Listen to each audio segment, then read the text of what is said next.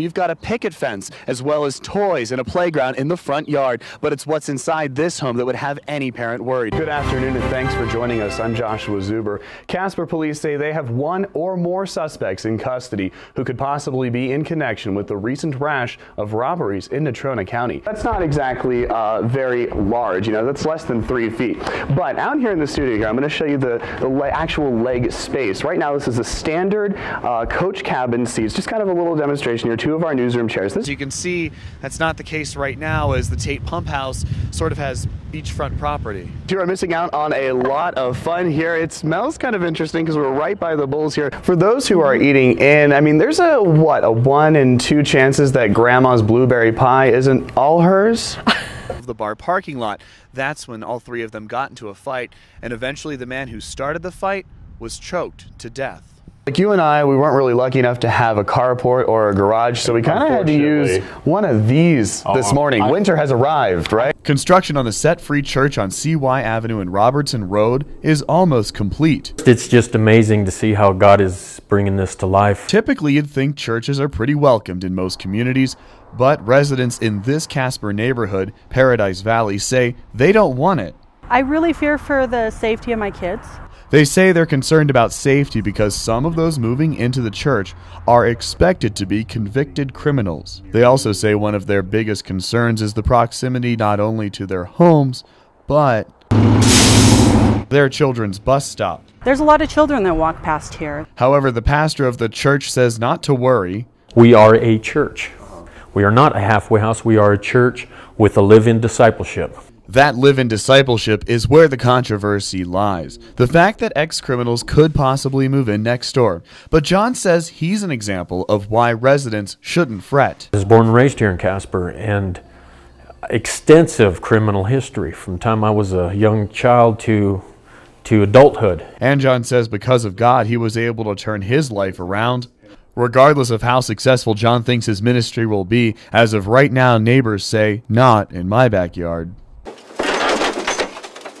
This is the sound of the twisted metal of a charter bus being pulled out of the trailer of an 18-wheeler on Interstate 25 just outside of Casper. I had woken up and everybody was screaming and yelling and I didn't know what was going on, so I stood up and I had him in my arms because he was asleep on my chest. And that's when the bus hit the 18-wheeler and he flew out of my arms. The wreck left the driver of the bus dead and sent 30 of its 47 passengers to 2 local hospitals. All were treated, released, except for 4 or 5. Wyoming State Police say the accident happened around 1 a.m. after the tractor trailer somehow ended up on its side, blocking the northbound lanes. For some reason, he swerved off into the median, swerved back onto the highway, rolled his truck 1/4 of a turn. It landed on the passenger side in the roadway. The bus was northbound, 2 minutes behind him. Apparently didn't see the semi-trailer and ran into the semi-trailer at 60 miles an hour. Wyoming is known for its strong, gusty winds. However, authorities say weather doesn't look to be a factor in the crash, and the driver is unlikely to face any charges unless drugs or alcohol are involved. When it comes to making whiskey, time is of the essence. We have to put it in the warehouse and store it. According to the federal guidelines, it has to be at least 2 years old to be called a bourbon whiskey. That means it will be a while until the first bottle of Wyoming whiskey hits the liquor shelves, but that doesn't mean production is at a standstill. That is barrel number 1,000 right there. How they got to 1,000 barrels is quite a process, starting with the grinding of the grains, then it's off to the cooker. The corn, wheat, and the malted barley are all cooked together. The coils that you'll see are the cooling coils. The way it's cooked is from steam coming from the very bottom. Next, it must ferment, the raw liquid poured into these giant fermenting vats. This is where the bourbon starts to run through a gamut of flavors. This is our mash coming from the cooker.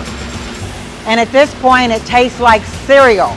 Once all the mash is there, yeast is added. And we never heat or stir it. It works all on its own.